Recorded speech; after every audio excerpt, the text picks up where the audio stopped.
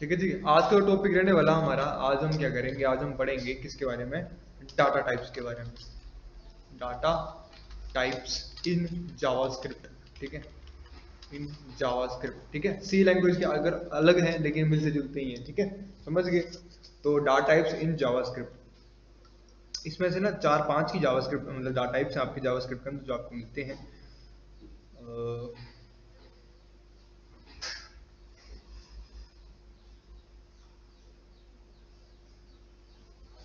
ठीक है, अच्छा रूल याद आ गया था ना आपको कि वेरिएबल का नाम डिफाइन करने के कौन कौन से रूल हैं, है ना। ठीक है, यहाँ पे हेडिंग लिखिए, यहाँ पे जो लिखनी है आपने लिखना है, यहाँ पे प्रिमिटिव लिखना है, primitive data types and objects in JavaScript, objects in JavaScript. ठीक है, लिखो इसके अंदर primitive data type, primitive data type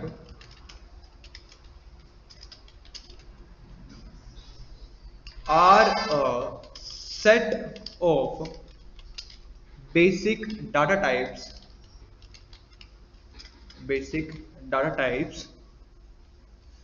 in JavaScript,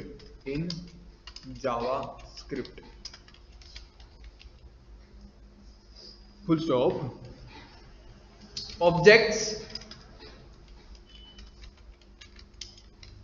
Objects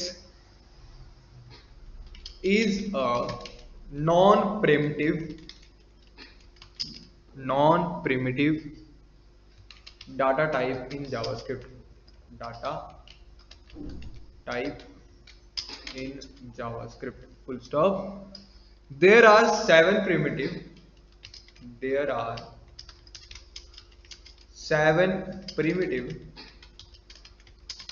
and some primitive data types in JavaScript. Full stop. कौन कौन से हैं? पहला होता है आपका नल, NULL नल। ठीक है, जैसे लिखा ना वैसे लिखना इसको। ठीक है, नल का N बड़ा होता है, नल। दूसरे नंबर पे आता है आपके पास नंबर का N बड़ा। नेक्स्ट नंबर पे आता है स्ट्रिंग का S बड़ा। फिर आता है सिंबल, SYMBOL, सिंबल का S बड़ा। अनडिफाइंड का U बड़ा। बुलियन का B बड़ा, BOOLEN, बुलियन का B बड़ा। और बिग इंट का BIG और INT बड़ा। ठीक है, बिग इंट। ये हमारे पास कितने तरह के, 7 तरह के डाटा टाइप्स हैं। ठीक है, यहाँ पे लिख देता हूँ मैं 1, ठीक है, 2, 3, 4, 5, 6, 7। ठीक है, ये 7 तरह के हमें डाटा टाइप मिलते हैं। कहाँ पे? अपने जावास्क्रिप्ट के अंदर। 2 मिनट मुझे इस फाइल को सेव करने दो। और ये हम कौन सा काम कर रहे हैं? अच्छा, ये वाला कर रहे हैं, JS3 डॉट। ठीक है जी। अब देखो ना, इसमें से मेन कौन कौन सी है हमारी। ठीक है, अब देखो नल डाटा टाइप का मतलब क्या होता है? नल का मतलब होता है खाली। ठीक है, मतलब अगर कोई ऐसा वेरिएबल है जो आपने सिर्फ ऐसे बताने के लिए रखना है। ठीक है, मतलब आपको उस वेरिएबल को यूज नहीं करना है। ठीक है, उसकी वैल्यू को नल रखना है। ठीक है, तो आप क्या करोगे? आप लिख दोगे वेरिएबल का नाम इजिकल टू क्या लिख दोगे? नल। ठीक है, तो उसकी वैल्यू हो जाएगी, उसकी वैल्यू नल हो जाएगी। ठीक है, समझ गए? क्लियर हो गया? तो एक हम इसको यूज करेंगे। ठीक है, फिर जो हम जिसको बहुत ज्यादा यूज करेंगे वो करेंगे हम नंबर डाटा टाइप। ठीक है, देखो नंबर डाटा टाइप का मतलब क्या होता है? जब भी आपने किसी वेरिएबल को नंबर कोई वैल्यू साइन करनी है। ठीक है, किसी वेरिएबल को कोई भी तरह की नंबर जो वैल्यू साइन करनी है। ठीक है, तो वो आपको क्या करना पड़ेगा? उस वेरिएबल के नाम से पहले आपको क्या देना पड़ेगा? उसका नंबर आपको लिखना पड़ेगा, एक वर्ड लिखना पड़ेगा, कीवर्ड लिखना पड़ेगा नंबर। ठीक है, तभी आपका वेरिएबल जो होगा वो किसी नंबर को होल्ड कर सकता है। ठीक है, अभी याद रखना है, इसमें जहां मैंने नंबर लिखा है ना, तो नंबर का मतलब क्या होता है कि ये नंबर्स किस तरह से हो सकते हैं? डेसिमल भी हो सकते हैं और नॉन डेसिमल भी हो सकते हैं। समझ पाए ना क्या बोल रहा हूं मैं? ठीक है, जैसे हमने उस दिन मैंने आपको बताया था कि इंट, फ्लोट और कैर है। ठीक है, इंट का मतलब प्योर नंबर्स, फ्लोट का मतलब डेसिमल नंबर्स और कैर का मतलब अल्फाबेट्स, ठीक है। तो जब हम नंबर वर्ड का यूज करते हैं, कीवर्ड का यूज करते हैं, तो उसका मतलब क्या होता है कि ये वेरिएबल हर किसी के नंबर को होल्ड कर सकता है, चाहे वो डेसिमल के साथ है या फिर बिना डेसिमल के साथ है। क्लियर हो गया? चलो जी, अब नेक्स्ट नंबर पे जाता है जिसे हम बोलते हैं स्ट्रिंग, ठीक है। स्ट्रिंग का मतलब क्या होता है, इसे हम बोलते हैं group of characters, group of characters, ठीक है। कैरेक्टर्स का मतलब क्या है, यहाँ पे मतलब होता है अल्फाबेट्स, ठीक है। मतलब कैरेक्टर्स के अंदर क्या जाता है, कैरेक्टर्स के अंदर आपके ए से लेके जेड तक के अल्फाबेट आते हैं, साथ में कैपिटल ए से लेके कैपिटल जेड तक के अल्फाबेट्स आते हैं, ठीक है। इनको हम क्या बोलते हैं, इनको हम बोलते हैं कैरेक्टर्स, ठीक है। और नंबर्स वगैरह भी होते हैं, वो सारे कैरेक्टर्स के अंदर आते हैं। मैं बताऊंगा कि जब भी हम किसी को स्ट्रिंग को लिखते हैं तो हम इसको कैसे यूज करते हैं, ठीक है। एक बात याद रखनी है आप लोगों ने, यहाँ पे नोट करके भले लिख लो, ठीक है, नोट करके लिख लो यहाँ पे स्ट्रिंग के अंदर, ठीक है। कोई भी चीज जब आप किसी डबल कोट्स के अंदर डिफाइन करते हो ना, तो वो क्या बोलती है, वो आपकी स्ट्रिंग बन जाती है, ठीक है। कोई भी चीज जब आप डबल कोड या सिंगल कोड के अंदर लिखोगे ना, डबल कोड या फिर बताता हूँ यहाँ पे कौन सा सिंगल कोड, ठीक है, इस कोड के अंदर लिखोगे ऐसे और ऐसे, ठीक है। तो ये क्या बनाती हैं, ये आपके अंदर की वैल्यू को डिनोट करवाती है, स्ट्रिंग डिनोट करवा देती है, ठीक है। समझ गए? जैसे हमने उस दिन लिखा था ना कंसोल डॉट लॉग, है ना, ब्रैकेट के अंदर डबल कोड के अंदर लिखा था ना, तो हमने उसके अंदर क्या पास किया था, हमने स्ट्रिंग पास किया था। स्ट्रिंग का मतलब क्या होता है कि जैसा लिखोगे वैसे को वैसा मिल जाएगा, ठीक है। उसमें किसी तरह की प्रोसेसिंग नहीं लगती है, छोटा लिखोगे छोटा मिल जाएगा, बड़ा लिखोगे बड़ा मिल जाएगा, ठीक है। समझ गए? चाहे नंबर लिखोगे नंबर मिल जाएगा। क्लियर हो गया? समझ गए? तो हम जनरली जो स्ट्रिंग पास करते हैं वो कैसे करते हैं, डबल कोट्स के अंदर हम जो स्ट्रिंग्स को पास करते हैं, ठीक है। वो स्ट्रिंग होता है क्या है, स्ट्रिंग जो होता है वो ग्रुप ऑफ कैरेक्टर्स होता है, ठीक है। मतलब अल्फाबेट्स का एक ग्रुप होता है जिसको हम स्ट्रिंग बोल देते हैं। क्लियर हो गया? अब सिंबल हमें ज्यादा जरूरत नहीं है, ठीक है। अनडिफाइंड, ठीक है। अनडिफाइंड का मतलब क्या होता है, मान चलो आपने कोई वेरिएबल बनाया है ना, और आपने उसको किसी तरह की वैल्यू नहीं दी, ना जीरो दी ना नल लिखा, कुछ भी लिखा, तो वेरिएबल आपका कैसा बन जाएगा, वो आपका वेरिएबल बन जाएगा अनडिफाइंड, ठीक है। कि ऐसा वेरिएबल है जिसको हम डिफाइन नहीं कर सकते हैं, ठीक है। समझ गए? तो जब भी आपको कोई खाली वेरिएबल बनाना है तो या तो उसके आगे जीरो लगा दो या तो नल लगा दो, ठीक है। अगर आप वो ऐसा कुछ भी नहीं लगाओगे तो वो कैसा वेरिएबल बन जाएगा आपका, वो अनडिफाइंड वेरिएबल बन जाएगा, ठीक है। और सिस्टम उसको अनडिफाइंड की तरह ट्रीट करेगा, मतलब अगर कहीं आप इसको यूज करना चाहोगे आगे तो वो यूज नहीं होगा। क्लियर हो गया? समझ गए? नेक्स्ट नंबर जा रहा है बुलियन, ठीक है। बुलियन का मतलब क्या होता है, ये भी इंपॉर्टेंट है। अब देखो बुलियन का मतलब क्या होता है कि जब ना आपको ऐसा वेरिएबल बनाना है, ऐसा वेरिएबल बनाना है जो सिर्फ किसके लिए काम आए, ट्रू फॉल्स के लिए काम आए, ठीक है। तो उस केस में आप उस वेरिएबल की जो डाटा टाइप होगी वो क्या सेट कर दोगे, बुलियन सेट कर दोगे, ठीक है। मतलब बुलियन के केस में या तो ट्रू चलता है या तो फॉल्स चलता है, ठीक है। स्पेलिंग देख लेना, जावास्क्रिप्ट में ट्रू के लिए टी छोटा आता है, पूरा छोटा ही होता है, और फॉल्स के लिए पूरा छोटा होता है। जब हम पाइथन की बात करते हैं तो पाइथन में बुलियन वैल्यू सेम ही रहती है, लेकिन ट्रू के लिए हम कैपिटल टी का यूज करते हैं आगे छोटा, फॉल्स के लिए हम कैपिटल एफ का यूज करते हैं बाकी छोटा, ठीक है। मैंने तुम्हें पहले बताया है कि जो जावास्क्रिप्ट है वो कैसी लैंग्वेज है, वो एक केस सेंसिटिव लैंग्वेज है। मतलब जैसा लिखोगे, जैसा बताया गया इसके सिंटेक्स में लिखने को वैसे चलेगा ये, ठीक है। अपनी मर्जी करोगे तो ये आपको एरर दे देगा, ठीक है। समझ गए?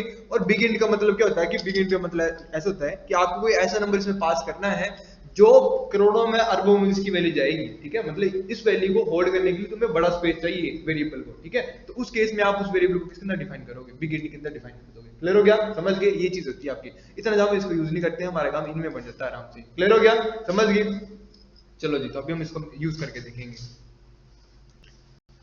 जावास्क्रिप्ट वीएस, ठीक है ना। अब देखो ना, कंफ्यूज नहीं होना है। जब यहाँ पे ना डाटा टाइप की वैल्यू की बात की ना मैंने, डाटा टाइप की वैल्यू की, ठीक है। तो डाटा टाइप से आप लोग क्या समझ रहे हो कि हम वेरिएबल तो बना रहे हैं, ठीक है। मान चलो कि मैंने क्या बोला, ठीक है, कि वेरिएबल का मतलब क्या होता है कि वेरिएबल मतलब एक नाम देना होता है बस वेरिएबल, ठीक है। मैंने लिख दिया रामू, ठीक है, मैंने लिख दिया रामू, इस तरह से लिख दिया ना रामू, ठीक है। ये तो नाम है। अब एक काम क्या करेगा, ठीक है, ये काम क्या करेगा वो कौन बताएगा, इसको डाटा टाइप बताएगा, ठीक है। मान चलो कि रामू है, मैंने किसके लिए रखा है इसको मैंने जो ऑफिस वर्क है उसके लिए रखा है, क्लरिकल वर्क के लिए, ठीक है। तो इसका डाटा टाइप क्या हो जाएगा, इसका डाटा टाइप हो जाएगा क्लरिकल वर्क, ठीक है। समझ गए? ऐसे मैंने कहीं और रखा है, जैसे मान के चलो कि मैंने चल रामू रूम अच्छा लग रहा है, कुछ अलग सा करते हैं, ठीक है। मान चलो कि मैंने ना 2-3 आइटमें खरीद ली, ठीक है। ये आइटम 1 आ गई, ये आइटम 2 आ गई, ये आइटम 3 आ गई, ठीक है। 3 डब्बे ले लिए मैंने। क्लियर हो गया?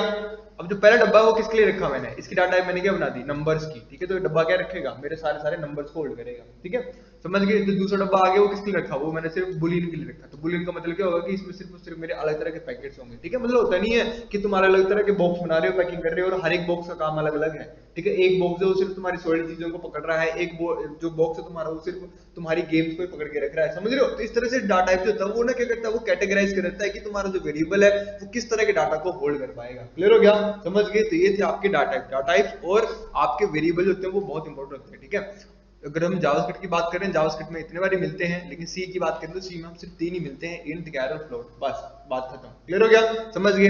चलो जी अब कोडिंग करते हैं हम शुरू इसकी। देखो कोडिंग करने की सबसे पहले करना पड़ता है, आपको पता ही है, जब भी आपने जावास्क्रिप्ट करनी होती है, जावास्क्रिप्ट का मेन कॉन्सेप्ट क्या होता है कि वो एचटीएमएल के अंदर ही करोगे आप लोग, ठीक है। एचटीएमएल टैग लगा दिया, फिर आपने हेड टैग लगा दिया। हेड टैग के अंदर आप आज क्या करेंगे, आज आप करेंगे डाटा टाइप्स, ठीक है, और डाटा टाइप्स और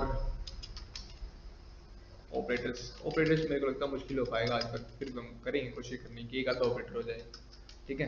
तो जब भी आपने जावास्क्रिप्ट करनी है तो जावास्क्रिप्ट के लिए क्या करना पड़ेगा, आपने वो टैग लगा दिया, और मैंने यहाँ लिखा चेक, या इस तरह से मैं एक नोटिस लिख देता हूँ इसमें, please check console for the outputs,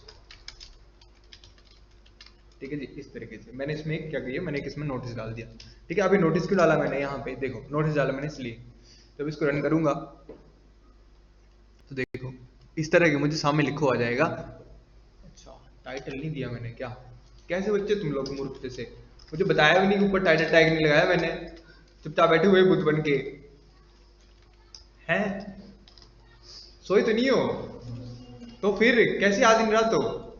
मैं तो बोल सकता हूँ मैं टेस्ट लेता था तुम्हारा, मेरा क्या है, ठीक है, लेकिन तुम लोगों ने बताया नहीं टाइटल के लिए लगाया है, ठीक है। सेव करेंगे, रन करेंगे, ठीक है। आ गया please check console for the output, ठीक है। तो कंसोल क्या चेक करते हैं, कहीं भी खाली जगह पे राइट क्लिक करोगे, नीचे स्क्रॉल करोगे, इंस्पेक्ट मिल जाएगा, यहाँ पे जाओगे तो यहाँ पे कंसोल रहा, इस पे क्लिक करोगे तो यहाँ पे आपको आउटपुट आ जाएगी सारी सारी आपकी। क्लियर हो गया, समझ गए। जैसे यहाँ पे मैं लिख के बताऊँ ना, ऐसे console dot log double quote के अंदर हेलो, ठीक है, ये हमने उस दिन भी किया था, ठीक है। तो ये कर देगा कि मेरे को हेलो प्रिंट करा देगा, करवा दिया ना हेलो प्रिंट, ठीक है। तो मैंने डायरेक्ट कंसोल के ऊपर इसकी कोडिंग कर दी, समझ गए। इस तरह से हम कोडिंग कर सकते हैं, ठीक है। ये होता है हमारा कंसोल, जिसमें हमें जावास्क्रिप्ट की आउटपुट दिखती है, ठीक है। अब जावास्क्रिप्ट के लिए हमें क्या करना पड़ता है, हमें बोल्ड टैग के अंदर एक टैग लिखना पड़ता है। कौन सा टैग, जिसे हम बोलते हैं स्क्रिप्ट टैग, ठीक है। स्क्रिप्ट टैग का काम क्या होता है कि जितनी भी जावास्क्रिप्ट की कोडिंग होती है वो हमेशा इस टैग के अंदर रहती है, ठीक है। अगर हम इंटरनल डॉक्यूमेंट के अंदर जावास्क्रिप्ट लगा रहे हैं तो। क्लियर हो गया, समझ गए। अब मैं ये करूंगा, मैं यहाँ पे क्या करूंगा, अब मुझे वेरिएबल डिफाइन करना है, ठीक है। तो मैं लिख किया वेरिएबल, जब भी डिफाइन करते हैं तो सबसे पहले वैल लगाना पड़ता है, लगा दिया वैल। अब वैल लगाने के बाद हम क्या करते हैं, यहाँ पे ये भी मान के चलो मैंने क्या किया था यहाँ पे, ठीक है, वेरिएबल का नाम आएगा, ठीक है। तो मैंने लिख दिया यहाँ पे वेरिएबल का नाम लिख दिया मैंने मार्क्स, ठीक है। क्या ये वैलिड वेरिएबल नेम है ना, ठीक है। वैलिड वेरिएबल नेम है, ये है कि नहीं है। वेरिएबल के नाम के 3 रूल बताए थे ना आपको, 3 की 4 रूल बताए थे, तो मुझे बताओ क्या वैलिड वेरिएबल नेम है कि नहीं है, ठीक है। अब मैं लिख दिया मार्क्स इज इक्वल टू, मैं लिख दिया 33। अब मुझे बताओ 33 जो वो किसके अंदर आता है, किस डाटा टाइप के अंदर आएगा। 33 जो लिखा मैंने, मतलब जो मैंने मार्क्स नाम का वेरिएबल बनाया है ना, ये किस डाटा टाइप के अंदर आएगा, किसके अंदर आएगा, ये किसके अंदर है, नंबर्स के अंदर, ठीक है। चेक करता हूं, अब मैं आपको ये चीज कहूंगा, ठीक है। अब देखो मैंने यहाँ नंबर क्वेश्चन लिखा है ना, अभी देखो खुद बताएगा मुझे। इंस्पेक्ट किया, कंसोल पे गई, कोई आउटपुट कोई एरर आ रहा है, कुछ एरर नहीं आ रहा है, ठीक है। मतलब आउटपुट ठीक है, मतलब जो मैंने कोडिंग की वो जिंदगी ठीक है। अब मुझे चेक करना है कि ये किस टाइप का है ना, तो देखो मैं क्या लिखूंगा यहाँ पे, मैं लिखूंगा कंसोल डॉट लॉग, ठीक है, टाइप ऑफ किस वेरिएबल की, मार्क्स, ठीक है। मैं उससे पूछा, तो तुम धीरे धीरे पढ़ोगे टाइप ऑफ फंक्शन क्या होता है, देखो ये लिख लो ब्रैकेट में ना, कि एक होता है टाइप ऑफ फंक्शन, ठीक है, टाइप ऑफ फंक्शन, ठीक है। देखो आपको ना किसी भी वर्ड के आगे, जिस दिन आपको किसी भी वर्ड के आगे ना ये 2 ब्रैकेट दिख जाएंगी, तो इसका मतलब क्या होता है, ये फंक्शन है। फंक्शन का मतलब क्या होता है कि वो एक छोटा सा प्रोग्राम है जिसकी कोडिंग कहीं ना कहीं की गई होती है। क्लियर हो गया? तो जब मैं इसको टाइप ऑफ पढ़ रहा हूँ ना, तो टाइप ऑफ के साथ ब्रैकेट लगी तो इसको पढ़ूंगा, इसको पढ़ूंगा टाइप ऑफ फंक्शन। क्लियर हो गया? अगर मैंने ऐसे ABC और आगे लगा दी तो इसको क्या पढ़ूंगा? ABC function. क्लियर हो गया? फंक्शन का क्या होता है? फंक्शन एक मिनी प्रोग्राम होता है जिसकी कोडिंग हमने कहीं ना कहीं की होती है। ठीक है? लेकिन जब हम ये चीज लिख रहे हैं तो इसका मतलब क्या है कि हम उस फंक्शन की कोडिंग को यूज कर रहे हैं। ठीक है? कॉल कर रहे हैं। तो इस फंक्शन का काम क्या होता है? लिखो इसके अंदर, मैं भेजूंगा आपको, बुक से भेजूंगा आपको, बहुत से फंक्शन है हमारे पास। ठीक है? वो सारे कॉपी में नोट कर लेने हैं। लिखो this function is used, this function is used to check the data type of the variable of the desired variable। जिस वेरिएबल की आप क्या देखना चाह रहे हो, डाटा टाइप देखना चाह रहे हो, उसको आप लिखोगे कैसे? अब इसको लिखना कैसे, तो देखो सिंटेक्स कैसे लिखते हैं इसका। सिंटेक्स लिखते हैं इस तरह से, सिंटेक्स कॉलन कैसे लिखेंगे? टाइप ऑफ, और ऑफ के अंदर ब्रैकेट के अंदर देखो बिना डबल कोड के, स्ट्रिंग पास नहीं करना है इसमें, वेरिएबल का नाम पास करना है। ठीक है? Variable name. ठीक है? बस ये इतना सा काम है इसका। टाइप ऑफ वेरिएबल नाम पास कर दोगे तो आपको उसका टाइप बता देगा। क्लियर हो गया? समझ गए? डबल कोड पास नहीं करने हैं, क्योंकि डबल कोड पास कर दोगे तो तुम्हें एरर दे देगा। समझ गए? क्लियर हो गया? क्योंकि डबल कोड हमेशा स्ट्रिंग के लिए पास किया जाता है। तो मैं लिख दिया console.log type of marks, save करेंगे, रन करेंगे। ठीक है? अब यहाँ पे आगे और यहाँ पे देखो खुद ही बता दे रहा मुझे, बता दिए ना टाइप ऑफ वेरिएबल क्या होता है, ऐसा नंबर बता दिया। ठीक है? समझ गए?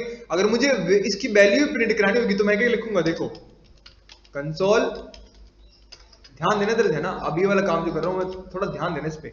console.log, ठीक है? अगर आप ध्यान से देख पा रहे हो ना, तो console.log भी क्या एक फंक्शन ही है ना? फंक्शन देखो आगे क्या लगा हुआ, इसके ब्रैकेट लगी हुई है, लगी हुई ना, ये देखो लॉग फंक्शन लगी हुई है, मतलब ये एक फंक्शन है जिसकी प्रोग्राम की कोडिंग को मैं यूज कर रहा हूं, यहाँ पे कॉल कर रहा हूँ फंक्शन को। ठीक है? और इस फंक्शन का काम क्या है कि मेरी आउटपुट को कहां बता रहा है? कंसोल के ऊपर बता रहा है, लॉग फंक्शन। क्लियर हो गया? समझ गए? अब देखो क्या करूंगा मैं इसके अंदर, देखो मैं डायरेक्ट के लिख दूंगा, मैं यहां लिख दूंगा माई मार्क्स आर, लिख दिया ऐसे करके, इज इक्वल टू, या फिर इस तरह से बता दूंगा मैं, बता दिया ऐसे करके। अब मार्क्स मेरे किसके पास है, किस वेरिएबल के पास मेरे मार्क्स हैं, किस वेरिएबल के पास मेरे मार्क्स हैं? तो तुम लोग मार्क्स से कंफ्यूज ना हो, इसलिए मैं इसको ना यहां से एम कर देता हूं, सिंपल एम, क्योंकि वेरिएबल का नाम तो कुछ भी हो सकता है। ठीक है? अब मुझे अपने मार्क्स चेक करने हैं, तो मेरे मार्क्स किसके पास हैं? एम के पास। देखो ना यहाँ पे समझो, एक कोशिश करो, मैंने क्या लिखा? वैर। वैर का मतलब क्या होता है कि वो एक वेरिएबल को डिक्लेयर कर रहा होता है। ठीक है? जैसे मैं लिखा वैर एम इज इक्वल टू 33, तो यहाँ क्या बना? यहाँ बन गया एक एम नाम का वेरिएबल जिसके पास क्या है? 33 है। आगे है ना? समझ गए? अब मैंने नीचे क्या प्रिंट कराना, मैं नीचे प्रिंट कराना है, देखो मैं इसको सेव करता हूं, मैंने प्रिंट कराया माई मार्क्स आर। ठीक है? मैंने बोला कि मेरे नंबर हैं कितने, इसने तो बता दिया, इसे लिखो माई मार्क्स आर, बता दिए ना। आगे नंबर थोड़ी नहीं बता रहा है, क्यों? कि वो नंबर किसके पास है? वो तो वेरिएबल के पास है। तो देखो याद रखना कि जब भी अगर मैं डबल कोड के अंदर अगर मैं एम लिख दूंगा ना, कि माई मार्क्स आर एम, ऐसे लिख दूंगा, तो आउटपुट क्या आएगी? आउटपुट ऐसी की ऐसी मिल जाएगी मुझे। देखो माई मार्क्स आर एम ऐसी आ गई ना। क्यों आ रही है ऐसी? क्योंकि मैं इसको एम को कहां लिखा? मैंने स्ट्रिंग के अंदर लिख दिया। तो स्ट्रिंग के अंदर आप जैसा लिखोगे आपको वैसे का वैसा मिल जाएगा। ठीक है? तो याद रखना कि जब भी आपको किसी वेरिएबल की वैल्यू को यूज करना हो या डिस्प्ले करना हो, तो उसको हमेशा डबल कोड के बाहर कॉमा लगा के लिखते हैं। ठीक है? माई मार्क्स आर, ठीक है, यहां तक ऐसी की ऐसा प्रिंट हो जाएगा माई मार्क्स आर, लेकिन जैसे कॉमा लगाया तो कॉमा के बाद क्या आ जाएगा? मेरी एम की वैल्यू आ जाएगी। सेव रन, ये देखो माई मार्क्स आर 33, खुद चेंज हो गए। समझ रहे हो? यहाँ पे मैं किसको भी यूज कर रहा हूँ? मैं वेरिएबल को यूज कर रहा हूँ। ठीक है? अब मान चलो कि मैंने क्या किया, मैंने यहाँ पे 33.3333 इस तरह लिख दिया। ठीक है? 777, ये देखो ना नीचे कोई चेंज हुआ, माई जिसका डाटा टाइप ही क्या बता दी, इसने नंबर ही बता दी। ठीक है? डायरेक्ट ही, और यहाँ पे इसके 33.77 आ गए। क्लियर हो गया? अच्छा, अगर आपको ऐसे नहीं बताना तो आप इसको कैसे बता सकते हो? देखो अब ना ऐसा बड़ा अजीब सा लग रहा है आपको लिखा हुआ। ठीक है? तो आपने इसको इस तरह से बताना, आपने देखो देखते रहना, यहाँ पे मैं क्या बोल रहा हूँ, मैं बोल रहा हूँ क्या लिखा हुआ जाए, data type is equal to, और उसके आगे जो डाटा टाइप की वैल्यू आ रही है वो आ जाए, तो नंबर है, फ्लोट है, स्ट्रिंग है, कुछ भी है, वो ऐसा लिखो। कैसे आएगा? नंबर से पहले ना मुझे वो चाहिए, डाटा टाइप लिखो आना चाहिए, data type is equal to, कैसे आएगा? Data type is equal to, ठीक है। हम क्या करेंगे, देखो कंसोल के अंदर हम टाइप कर देंगे क्या, स्ट्रिंग के अंदर पास कर देंगे वैल्यू क्या, console data type is equal to, data type is equal to कर दिया पास ऐसे वैसे ही। अब ये वैल्यू किसके पास होगी, कौन देगा मुझे वैल्यू, ये वैल्यू देगा कौन, कॉमा लगा के बता दो कौन दे रहा है, बोल रहा हूँ ये देगा type of function, type of, hello hello hello hello, good morning ma'am, बड़ी कैसे हैं?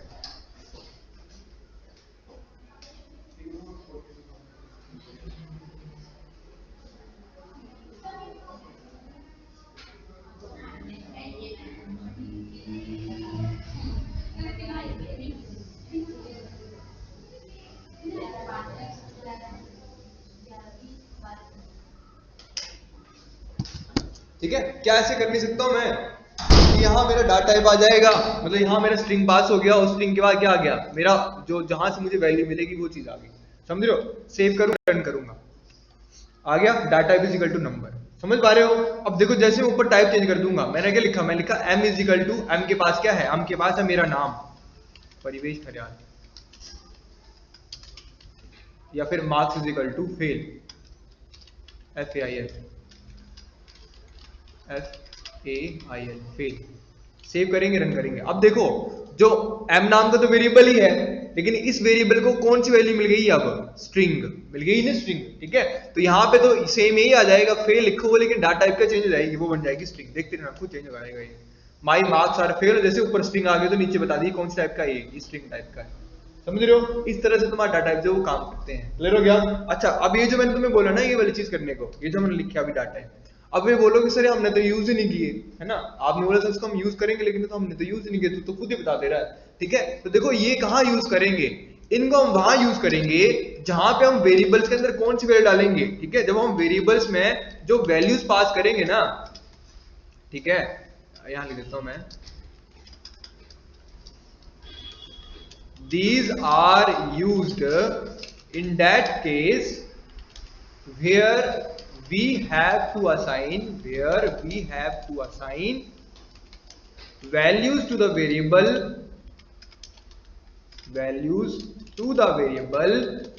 at runtime, ये चीज है मेन, ठीक है, ये चीज रन टाइम, ठीक है। देखो दो तरह की कोडिंग्स होती हैं तुम्हारी, मतलब वेरिएबल्स में दो तरह से वैल्यूज पास होती हैं, एक रन टाइम पे होती है और एक कंपाइल टाइम पे होती है, ठीक है, एक रन टाइम होता है एक कंपाइल टाइम होता है, ठीक है। रन टाइम का मतलब क्या होता है, रन टाइम का मतलब ऐसा प्रोग्राम जब वो प्रोग्राम रन हो रहा होगा तो उस रनिंग वाले दौर पे जो होगा उस वेरिएबल को क्या मिलती है, एक वैल्यू मिलती है, समझ रहे हो, हम उस वैल्यू को उस रन टाइम के वेरिएबल पे हम उसको वो वैल्यू असाइन कर रहे हैं, क्लियर हो गया। और कंपाइल टाइम पे क्या होता है कि जब कोडिंग की गई है तभी इसको साथ साथ में वैल्यू दे दी है, ठीक है। तो हमने ये वाले जो प्रोग्राम किए, मैंने ये वाला जो कुछ वैल्यूज असाइन की इसको, तो एक ऐसी वैल्यूज असाइन की जा रही है, ये इनको कंपाइल टाइम के वैल्यू असाइन कर दी जा रही है, क्लियर हो गया, समझ गए। इस तरह से सारी चीजें जो काम करती है, क्लियर है, समझे कि नहीं। अच्छा मैं रन टाइम भी बता दूं कि रन टाइम कैसे लेते हैं, रन टाइम की वैल्यू देखो कैसे लेते हैं, आपने देखना यहाँ पे ना थोड़ा सा मैं तिगड़म करूंगा, ठीक है। मैं यहाँ लिखूंगा, मैंने क्या लिखा यहाँ पे, मैं लिखा where a is equal to number, ठीक है, नंबर के अंदर लिख दिया मैंने prompt enter first number, enter, ये आप लोग आगे करोगे, ठीक है, एंटर फर्स्ट नंबर, मैं आपको जरा सी हिंट दे रहा हूँ, मतलब जरा सी आपको वो दे रहा हूँ, एंटर फर्स्ट नंबर, और यहाँ पे ही अगेन मैंने दूसरा वेरिएबल ले लिया